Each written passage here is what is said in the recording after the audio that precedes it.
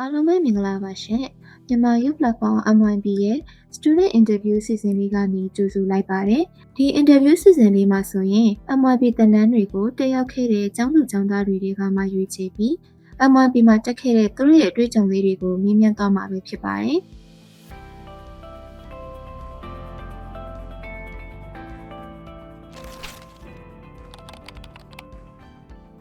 MYB တော့ကျွန်မ Facebook ပေါ်မှာတွေ့တာဖြစ်ပါတယ်ကျွန်မက sign language တွေနဲ့ပတ်သက်ပြီးတော့အရင်ကတည်းကလေ့လာချင်တယ်ပေါ့နော်စိတ်ဝင်စားတယ်လေ့လာချင်တယ်ဒါပေမဲ့အခွင့်အရေးမရှိဘူးဖြစ်နေတာပေါ့နော်အမှဒီ Facebook ကို school ရင်းနဲ့ဒီ sign language တင်တဲ့ post တွေကိုတွေ့မိရပေါ့နော်တွေ့ပြီးတော့ start ပြီးမှ MYB ကို join ဖြစ်တာဖြစ်ပါတယ်ရှင်ကျွန်မက lifelong learner တယောက်ဖြစ်တဲ့အတွက်ကြောင့်မလို့ဒီ online education platform တွေတော်တော်များများကို like join ဖြစ်တယ်ပေါ့နော် free ရတဲ့ဟာကို free မရတဲ့ဟာကိုအကုန်လုံး join ဖြစ်ပါတယ်ဒီ MYB ရဲ့အားသာချက်ကလေးကကျတော့သူက Facebook မှာသူဘယ်တင်တန်းလေးပြီးရင်ပေါ့နော်ဘယ်ဆုလက်ဆောင်လေးပေးပါမယ်ဆိုရင် challenge လေးသူကလုပ်ပေးတယ်ပေါ့နော်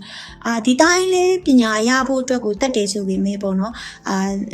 တခါလေးနေရွှေညရွှေလုပ်နေတာလေးရရှိရပေါ့နော်ဘယ်နေ့မှာဘယ်တင်တန်းလေးပြီးအောင်တက်မယ်ဆိုရဲကိုလည်း challenge လေးခေါ်ဖြစ်သွားတာပေါ့နော်အဲ့အတွက်ကြောင့်လည်း MYB page ကိုလည်းအမြဲတမ်းစောင့်ကြည့်ပြီးမှပေါ့နော်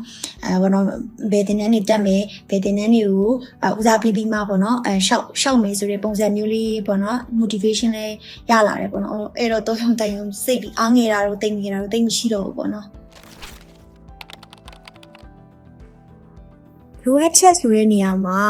ကိုကလိလာလေးလိုအပ်ချက်တွေကပို့ပြီးတွေးရှိလေပို့ပြီးဖြည့်စည်းရလေတယ်ပေါ့နော်ကျွန်မ MYB ကိုတဘောကြရတဲ့အချက်ကပေါ့ဒီလူငယ်တွေတကယ်လိုအပ်တဲ့ basic skill တွေကိုသူ course တွေဖြစ်ဖန်တီးထားပေးတာဟုတ်ပါကျွန်မဆိုလည်းမလေးလာဖူးတီးရဲ့နေ့ပဲအစ်တွေမှာဒီ course တွေလေးကနေစပြီးမှလေ့လာဖြစ်တယ်ပေါ့နော်ပြီးတော့တင်တန်းတွေတော်တော်များများလည်းရှိရရွေးချယ်စရာများတယ်ပေါ့နော်အဲ့အတွက်ကြောင့် MYB ကိုတဘောကြရခြင်းဖြစ်ပါတယ်အဓိကထားလေ့လာရဲဆိုတာထပ်ဖို့ပေါ့နော်ကိုသိချင်တဲ့အကြောင်းအရာလေးတွေရှိရဆိုရင်ဒီ MYB မှာတစ်ချက်ကြည့်လိုက်တယ်သူနဲ့သက်ဆိုင်တဲ့ course လေးရှိရဆိုရင်တော့တက်ဖြစ်လိုက်တယ်ပေါ့နော်ဥပမာကျမကလက်ရှိမှာ professional ရ finance accountant ဆိုပြီးမြဲကျမ YouTube မှာTikTok မှာပေါ့နော်ဒီ cooking video လေးတွေဖန်တီးဖြစ်တယ်ပေါ့အဲ့တော့ကျမအစားသုံးနဲ့ပတ်သက်ပြီးတော့သိချင်တယ်အဲ့ခါကျတော့ကျမဒီ MYB မှာ share ကြည့်လိုက်တဲ့အခါကျတော့ food and catering course လေးကိုတွေ့တယ်ပေါ့နော်အဲ့ဒါတွေ့တဲ့အခါကျတော့ကျမကတက်ဖြစ်လိုက်တယ်ပေါ့နော်တက်ဖြစ်ပြီးမှဒီရတဲ့ဘုဒ္ဓတာတွေကိုကျမရဲ့ဒီ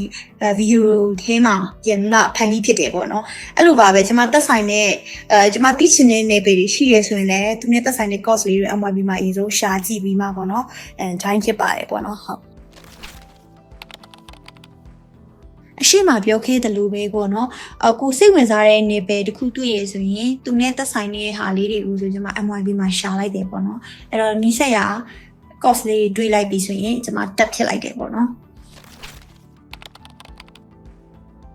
ကိုတင်ယူလိုက်တဲ့ပညာရက်တိုင်းကပေါ့နော်ကိုယ့်ရဲ့ဘဝမှာဓာတ်ရိုက်တော်၎င်းပေါ့နော်တော်ရိုက်ပြီးတော့၎င်းပေါ့နော်တစ်ချိန်မဟုတ်တစ်ချိန်အကျိုးပြုတက်တာကြီးပဲပေါ့နော်ဥပမာကျွန်မအခု food and catering course လေးကိုတက်လိုက်တယ်ပေါ့တက်လိုက်တဲ့အချိန်မှာလက်ရှိမှာကျွန်မက cooking video လေးလုပ်နေတဲ့အတွက်ကြောင့်မလို့ဒီ video လေးတွေဖန်တီးတဲ့နေရာမှာပေါ့နော်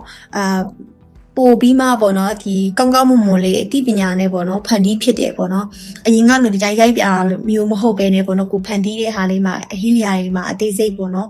ဒါလေးတွေထည့်ရတာအစားပေါ့နော်ဒီလိုမျိုးတွေဖန်တီးဖြစ်လာတယ်ပေါ့ပြီးတော့အဲ့ဒီ course ကိုတက်တဲ့အချိန်မှာသူက canopy နဲ့ပတ်သက်ပြီးတော့သူကအများကြီးပြောပြထားတာမျိုးရှိတယ်ပေါ့နော်အဲ့တော့ကျမတို့မှာပေါ့နော်အပြင်မှာဆိုင်လေးတောင်ဖွင့်ချင်စိတ်ပေါက်သွားတယ်ပေါ့နော်အပြင်မှာတကယ်တမ်းအကောင့်ထဲပေါ်ဖြစ်ခဲ့တယ်ဆိုရင်တော့အဲ့တင်တန်းတက်လိုက်တဲ့အကျိုးကျေးဇူးကပိုပြီးမှကြီးသွားမှာပေါ့နော်တက်ခဲ့တဲ့တင်တန်းတွေရှိတာဘာအကျိုးကျေးဇူးတွေရလဲဆိုတော့ပထမတစ်ချက်ကတော့အသိပညာဘုသူတာတွေပေါ့နော်ဒီနေပင်နဲ့ပတ်သက်တဲ့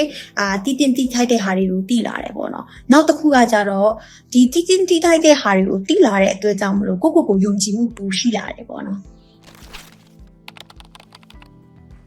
MYB course တွေကိုတင်ယူတဲ့အချိန်မှာဘယ်ပိုင်းကိုအကြိုက်ဆုံးလဲဆိုတော့ဒီညံစမ်းလေးဖြေရတဲ့အပိုင်းကိုကြိုက်တယ်ပေါ့နော်။ဘာလို့လဲဆိုတော့အနောက်မှာညံစမ်းဖြေရမှာတည်နေတဲ့အခါကျတော့အရှိမကိုလေ့လာနေတဲ့အချိန်မှာပို့ပြီးမှအာယုံစိုက်ပြီးမှလေ့လာဖြစ်တယ်ပို့ပြီးမှလည်းမှတ်မိတယ်ပေါ့နော်။ ဒီတင်နန်းတက်ပြီးဘာတွေရလာလဲဆိုတော့ဒီကျမအရှိမပြောခဲ့တယ်လို့ပဲပေါ့နော်ဒီတင်နန်းတက်လိုက်တဲ့အတွက်ကြောင့်မလို့ပထမအဆုံးနေတော့အခြေခံဘုသူတာတွေဒီနေပင်နဲ့ပတ်သက်တဲ့ပညာဘုသူတာတွေကိုကျမရလိုက်တယ်ပေါ့နော်နောက်တစ်ခုကတော့ဒီဟာတွေကိုပို့ပြီးမှသိလာတာနဲ့အများကိုယုံကြည်မှုလည်းပိုရှိလာတယ်ပြီး ideas တွေပေါ့နော်ကိုဘာလုပ်ချင်လဲဆိုတဲ့ ideas တွေလည်းရလာပါတယ်ရှင်ကျမရဲ့မိတ်ဆွေတွေတငယ်ချင်းတွေပေါ့နော်ဒီကောက်လာထဲမှာပေါ့နော်လမ်းပြောက်တယ်လို့ခန်းစားရတယ်ဆိုပြီးရင်လာဖွင့်လာကြရင်ကျမအနေနဲ့ပေါ့နော်ဒီ MYB Fish ရဲ့ MYB application လေးကိုပေါ့နော်down ပြီးမှပေါ့နော်ဒီပညာရေးပိုင်းဆိုင်ရာတွေလေ့လာဖို့အကြံပေးဖြစ်တယ်ပေါ့ကျမကိုယ်တိုင်လည်းကျမရဲ့ Facebook စာမျက်နှာမှာ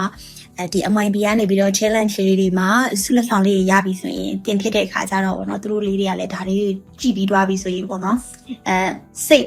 အပွင့်စားလာကြတယ်ပေါ့နော် motivation တွေရကြတယ်လို့ပြောကြတယ်ပေါ့နော်အခုလိုကာလကြီးမှာပေါ့နိုင်ငံအတွင်းမှာအလုပ်ကိုင်ခွင့်လန်းနေလေအရင်ရှားပါနေတယ်ပေါ့နော်လူငယ်တွေအနေနဲ့လမ်းပြောက်တာမျိုးအားငယ်တာမျိုးကဒါပုံမှန်လူဖြစ်နေတာပေါ့နော်အဲ့လိုခံစားလာရတယ်ဆိုရင်ပေါ့နော်ပညာရဲ့အစ်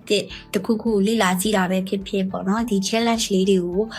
ခေါ်ကြည့်တာပဲဖြစ်ဖြစ်လုပ်ဖို့ပေါ့နော်ကျမတို့အကြံပြုလိုပါတယ်ရှင်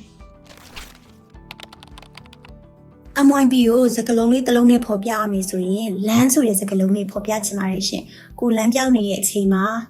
ကိုအတွက်လမ်းကြောင်းလေးတစ်ခုဖြစ်ခဲ့ပြီးတဲ့အတွက်ကြောင့်မလို့ပေါ့နော်။လမ်းဆိုတဲ့စကလုံးလေးနဲ့ပဲဖော်ပြချင်ပါတယ်ရှင်။နောက်ဆုံးအနေနဲ့ MYB ကိုပြောချင်တာကတော့ကျမကိုဖုန်းလက်ဆောင်လေးပေးတဲ့အတွက်ကျေးဇူးအများကြီးတင်ပါတယ်လို့ပြောချင်ပါတယ်။နောက်ပြီးတော့ဒီလူငယ်တွေအတွက်လည်းဆက်ပြီးအခွင့်အလမ်းတွေအများကြီးဖန်တီးပေးနိုင်ပါစေလို့လည်းဆုတောင်းပေးပါတယ်ရှင်။